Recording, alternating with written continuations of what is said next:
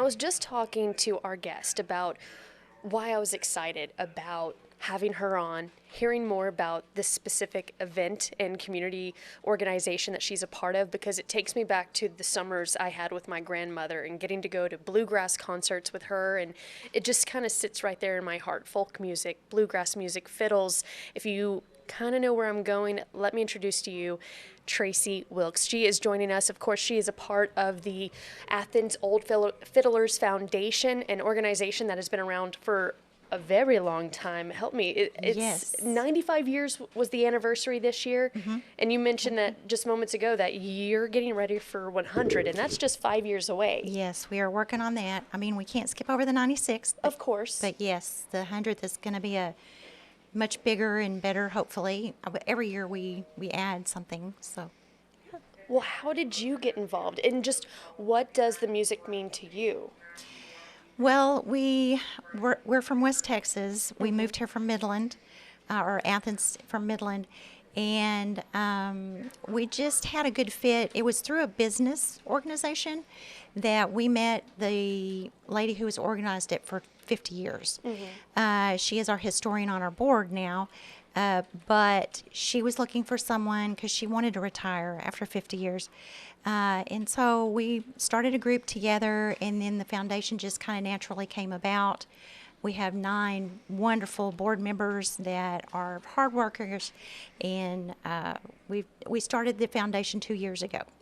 And so since then, we've really made a lot of great, connections. Yes. Oh, yes. So. What is, for those who maybe don't know, what is the goal for the foundation? Well, the foundation is a lot more than just Athens Old Fiddlers Reunion. That is something that we organize every year. But we are we have a new cultural arts district in Athens, and we're trying to bring more music of all types of genres to Athens. We have a wonderful historical Texan theater that we use for a lot of local bands, students, you name it, cultural arts of any kind, theater.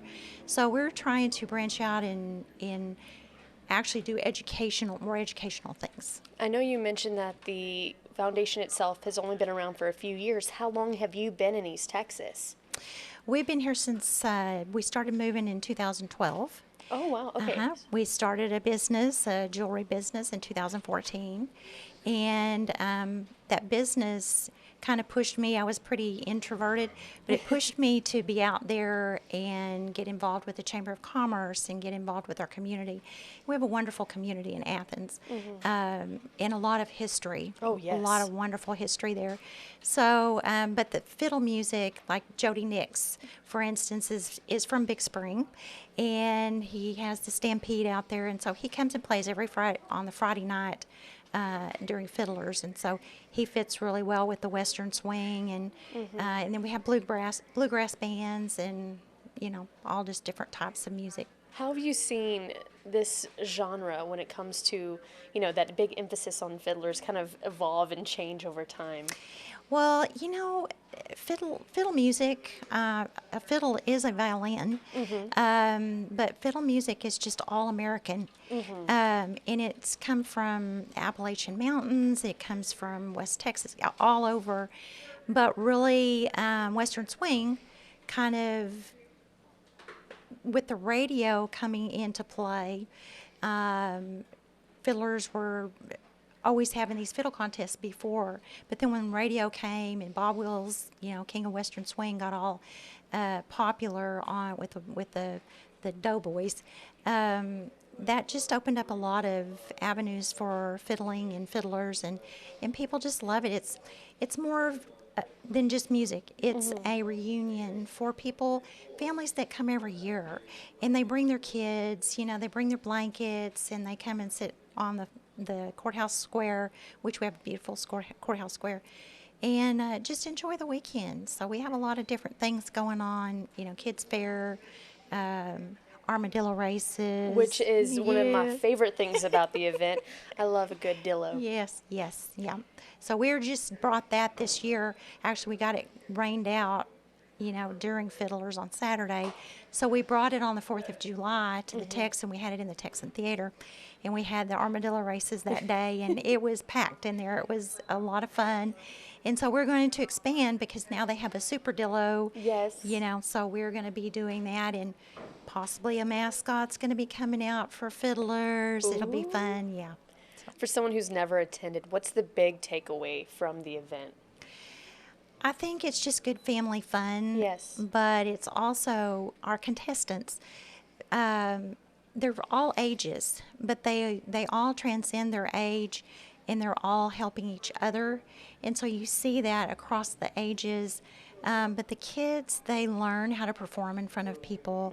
It's a very educational opportunity for them, because it is nerve-wracking to be on a stage. Oh, yes, with so many people just staring at you, waiting Yeah. for you to do something. Yes. But 2 years ago, we had 2 4-year-olds. Oh, my goodness. Yes. How and well did they play? They did wonderful. Of course, one of them, her parents are music instructors. Cute little curly red head. But anyway, we have all ages. And this year, I'm so proud that we had 5 of our own local kids. Because a lot of those fiddlers, they have a circuit just like the rodeo. Right. And they'll come from all over. We had a contestant come from Tokyo. That is so cool. Yeah. And so those kids, they just had a ball, and now they have a goal, and they want to win that big prize. And so they went back. The instructor said that they're really working hard for next year. There's some motivation behind them. Absolutely. Going back to you and your adventure all the way here to East Texas, do you ever have the call from West Texas say, come home? Or have you fallen in love with East Texas? I've fallen in love with East Texas. Yeah. I mean, we miss our friends Oh, and of our course. church, but East Texas, Athens, I had a connection with Athens 30 years ago when I was in the oil and gas industry. And we had done some work in Palestine, and I would drive through Athens to go home to Midland. And I just loved it. And I would always drive down Tyler Street, and I would look at all the beautiful, 2-story mansions and old historic. And then I would stop at Brahms and eat lunch, on my way. Yes. So that was, and my husband, he was looking on Google Maps, and he was like, he loves to fish and golf. And so he said, there's a little town in East Texas, Athens, that has all of these lakes around it. And I said, oh my gosh, I love Athens, So it was just a connection, and we made the move. Made the move. What has been one of the biggest surprises from East Texas that maybe you were like, maybe this is not something that you would like, but turned out that you did? Oh, I don't know. My goodness. The heat and the humidity. Oh goodness. Yeah, you're telling me, especially on the days that we've been having lately. Yes. Yeah. But other than that, I mean, the community there is a small, we've got about 13,000 people inside the city limits of Athens. But everybody is so community driven, and it's just a pleasure to live there. So to me, it's home. So when you're not planning the reunion, when you're not working at the jewelry store, what is something that you love to do? Are you fishing alongside your husband? Are you golfing alongside him too, driving the golf cart? What are you doing? No, I am one of the board members on the AEDC, the Economic Development Corporation. Okay. And so that's been very key, and I'm so proud to be a part of that, because that's what shapes Athens. And we've had the vision of the music friendly, and talking to those people even before our tourism director came. And so once he came, we really started visiting with him about, let's become music friendly. Let's become, through the state of Texas, get a cultural arts district. And so now we have both of those. Plus we have we're tourism friendly also. So now we're going to go for the historical. For those who don't know, what is music friendly? Is that like a classification? It is. Okay. So the Texas Music Office, through the governor's office, it's a big division of that, and it was actually the first of its kind in the United States. Oh, wow. Texas started it, and so they provide listings for any and all bands, anyone who's professional, sound people, all of those things. You can go on there. But they also designate, so we were the 93rd Texas Music Friendly, and it was a designation during Fiddlers this year. Oh, wow. So it was very extra special on Saturday after the contest. So we were the officials came in and they presented that to us, and so yeah, That's amazing. it is. It is. And you mentioned there was the tourist friendly as well. Tourist friendly. Darren he had come from Castroville. Okay. And Athens is so lucky to have snagged him to come to Athens. And he's the one who had done that in Castroville, so he naturally just did that for Athens too. So it's another Texas official, through the state of Texas. I'm not sure if and I could be wrong just because I'm ignorant to the topic, but are there many East Texas cities that have those qualifications No, like I said, we're the 93rd in the state? in the state. Okay. And so, we started after that, I think on the 54th, so it was 3 years prior to Darren coming that it took us to get to that point. But we needed a tourism director to. Someone who was solely focused on that. Yes. Oh, wow. And so we, as soon as he got settled in, we were like, okay, we've got to get this Texas Music Office thing going. And the Texas Commission on the Arts, they're fabulous too, and that's another Texas program that we have connections with and we partner with for fiddlers, because they help us with grants and help with a whole lot of different things. And so we're fortunate to have them too as partners. So if for the history friendly, how do you meet the criteria to say you're a historic friendly Well, city? so the Cultural Arts District, there's a lot to it that you have to put together to even apply, and we've applied for it. Okay. That's a little harder to get because it has to be established, and you have to have a parameter and so many different things. And then there's a board that looks at what you have and what you offer in your city, and then they'll say, okay, you need to work on this year, and then maybe next year. So we just applied this year for the first time. Same thing with historical. We have a lot of historical, like I see in Tyler here, there's a lot of historical buildings. But like our old jail Yes. is very, and that's where we hold all of our old archives, our historical archives. So there's a lot of history there. And those all have to be pinpointed, and paperwork has to be done, and it has to be turned into the state. And so Documented. it's just another. At least you're getting feedback, and it's not just like a stamp no on your application. No, they actually want to help us Oh, that's to great. better Athens. So we're welcoming to them to give us feedback. I know we're kind of jumping on topics, but I want to circle back to the Fiddlers reunion. You mentioned that y'all are already planning the 100th, of course, not ignoring the 96 and the 7 and the 8 and the 9. But what kind of plans are already being made for the big 100? Well, I don't know how well you know Western Swing bands. Not a whole lot. We have some bands, some higher end bands that we're Okay. looking at to bring in. Jody Nix is always going to be he's fabulous, and he loves to come to Athens. He just loves to see all the little kids out there running around and dancing with their parents and all. He just loves it. So we usually have about, I would say, 4,800 people that are on the square during the street dance on Friday night, and if we don't get rained out on Saturday, the same, which we did get rained out this last Saturday. But yeah, it's I don't know. There's a lot to it, but on the 100th, maybe a bigger name band. I would love to see a drone show. Oh, that would be lovely. Yes. You could see a fiddle in the sky, and maybe a cowboy hat and some other things. So I've already, thanks to ChatGPT, I've already kind of put programs together. But I have some wonderful volunteers that help. A young man who helps us with our website and all of the information. And so it takes a lot. It takes a village to put all that on, and we're really starting to get the community more involved in proud of it, because for a while it was just very small, because Mary, she didn't have a whole lot of help. And now we've grown it and gotten the community back interested, in knowing that they can make a difference in our festival, because it is a very large festival and it takes me all year long, all of us all year long, to put it together. And not just, is it the planning and making sure you have all the proper paperwork for shutting down portions of the city? It's just all of those little things. Permits, talking to the city, let's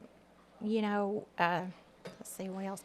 Oh, all of the graphics. Oh, yes. All of the flyers, all of, there's just a lot of different things. Sponsors, grants that you have to go over after and fill all that paperwork out. So there's a lot of things that just go along all throughout the year. And it takes a lot of effort and time, I'm sure.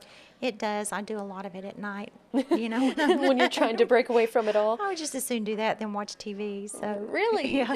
So do you ever have a moment where you're not either putting your time into one organization or the other?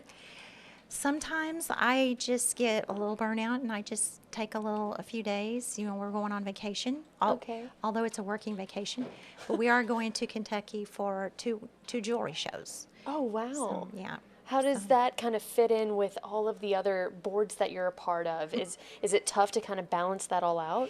It is, but our son is part owner and he's doing a fantastic job, and we have a really good crew. So my husband and he does most of the finances, and I was doing the graphics and social media and all that. But it's getting to a point where I can spend more and more time on other things for the community. And that's where the connection is. When you have a small business, you really want to connect with your community. And that's how they get to know you. Yeah. They get what to kind know of your person company. you are. Yes. Who they're shopping from. And especially a jewelry store, a lot of people just don't want to come in and drop their jewelry off to any and everybody. They want to trust you. Right. And so that has been where we have built, partnerships and things in Athens with a lot of different people. On the business side of things, how would you say or describe to someone how to build that trust with your customer? Well, I mean, you have to get to know your customer, and you have to have empathy for that customer, because they might come in and they might have lost their loved one, and have a sentimental piece. And a lot of them will come in and they'll say, "This is not worth a whole lot." I said, "But it is to you." Right. And we've been there going on 12 years. And so people they know us. They know that they can come in and trust us. They know that we have their best interest at heart.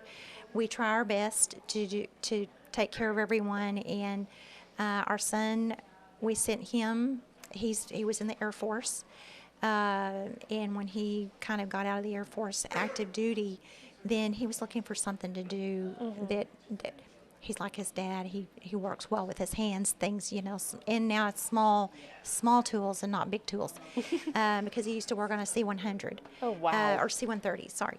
But it, building those relationships and talking to people.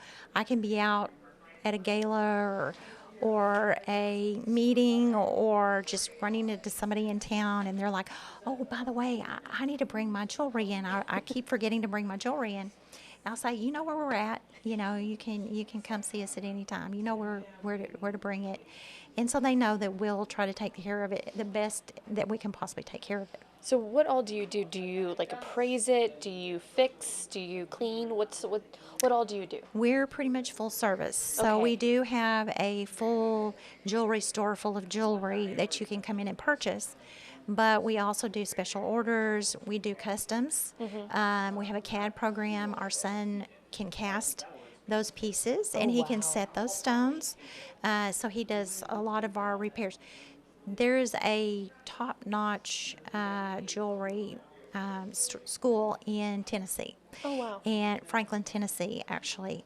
and we sent him there to learn how to do repairs, and he's been doing it now for 10 years.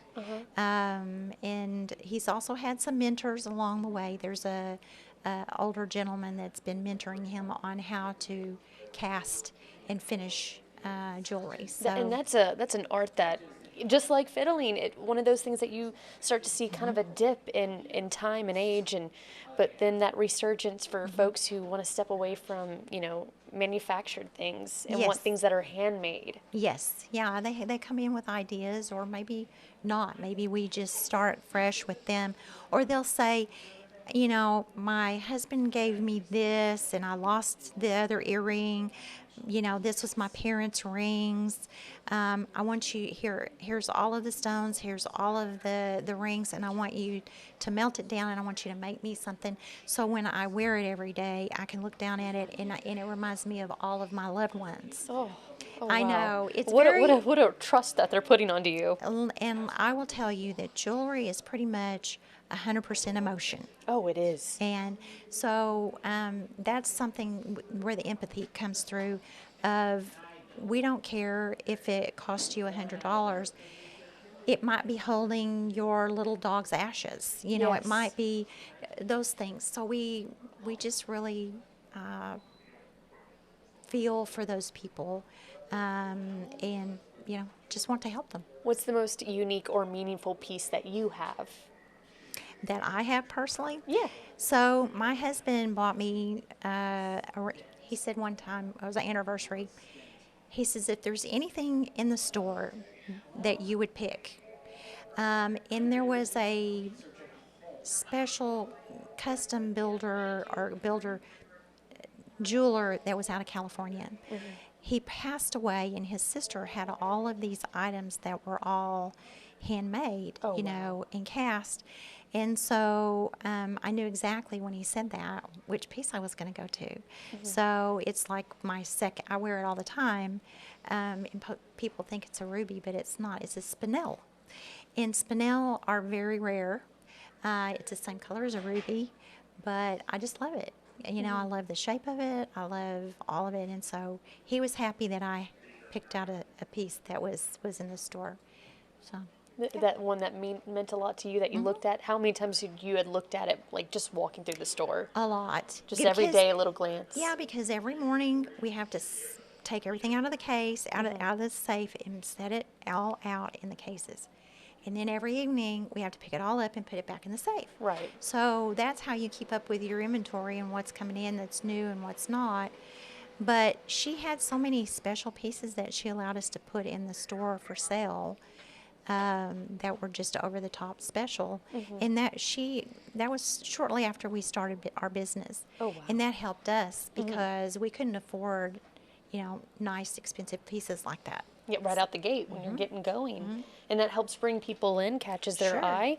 Sure. What is one of the most unique pieces that you have either fixed, repaired? My mind automatically goes to Victorian hair jewelry, but that's just me. I'm weird. What have you gotten to experience? So a friend of ours is big into horses. Oh, fun. And she had, she's now lost 2 of her horses, and she wanted a braided bracelet and necklace that was made out of her horse's tail hair. Oh. And so we made that, did that for her. That's amazing. I love those little things. And do you have a lot of old pieces? Yes. How old? Oh my goodness. Well, we have a company that comes into the store twice a year called National Rarities. And they come in to buy, gold and things off. They'll send out to all of our customers and any and everybody, and they'll come in and sell their things like before Christmas, so people have Christmas money. Right. But they also, you see so many unique, neat pieces, from the 20s and 30s, Art Deco pieces that come Yes, in. that are shaped so Yes, beautifully. and I love Yes. Art Deco. I just love it. But I always like all of the the scrolls and all of that too. So, but yeah, any of those things, cameos are really cool. I'm I love, obsessed yeah, with I know, I love them cameos. too. Oh gosh. You know, just really unique, cool things. And I went to school online, but then I also had to do had to go to Las Vegas to do a lab. Um, but I got my diamond gemology degree. Yeah. That's cool. Through the Gemological Institute of America.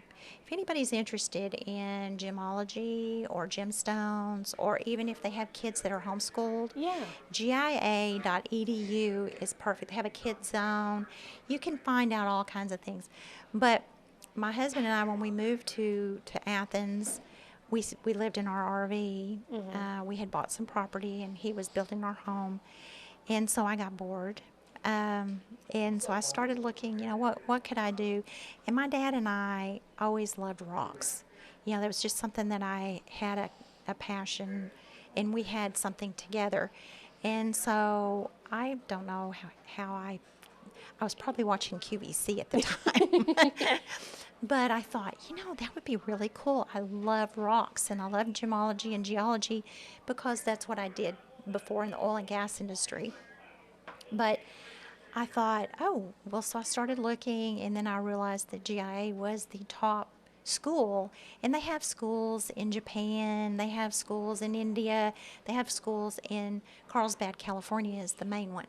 But their online courses are really cool, and you can do some short courses just to learn, you know, the basics of jewelry. So anyway, I started with those 3 basic classes, and the more I studied, the more I loved it. And so same thing with our son. Yeah. You know, he was in Montana, still in the Air Force, and he was really wondering, what am I going to do? You know, I Sounds really like want my to get husband, out of, yeah. yeah, I want to get out of the military. And so we signed him up for one of those short classes, and we sent it to him and said, here, you know, see what you think about that. And he's the same way. He started studying, and the more he studied, the more he loves colored gemstones. Oh, wow. I'm more of a pearl girl. I love pearls and cameos. But pearls are just so much of a marine biology Yes. deal. So I am. The science of it being made inside the oyster shell, that's a whole fun thing in Yes, itself. it Yes. is. And so I do have my certificate for pearls. Oh, how cool. Yeah, yeah. Wow. Yeah. My husband's a Marine. He was a mechanic. He worked on the big trucks when he was in active duty, and he went through a very similar process where he just felt like he was useless in the real world. Yes, And it's hard. It's so hard. What kind of a process was it for you to get him interested in anything again? Was it through that specific school, and you're like, hey, look, try this? Yeah, we just sent him the information for GIA and said, we're going to sign you up for this one class. And you can take it within 3 months, but really and truly, you can finish it in 3 to 4 weeks. So, I mean, he started on it and studied, and he just zipped through the first one, and we were like, okay. So we signed him up for the second one, and he zipped through the second one.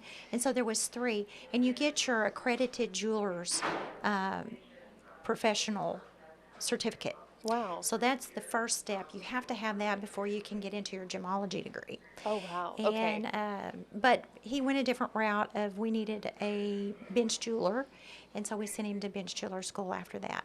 And is that something that you can kind of retire on? Is it that kind of the money that brings it in for you? Yeah, I mean, you know, you can go in and buy a piece of jewelry for, you know, $30, or you can buy a piece of jewelry for $130,000. So it really just depends. But he's the one who's taking it over. We're, you know, turning it over a little at a time. I'm going to be kind of retirement age next year, and I have all these other things, which brings people into our store. So I kind of am the PR person out there. I love that. Yeah. You're just So- kind of shifting gears. It sounds like you're one of those people that just enjoys having a lot to do. Yes. Yeah, I can't sit and twiddle my thumb. You know, I guess I used to when I was younger, but I I like to be productive, and I like to help my community, as many others do that's in our group.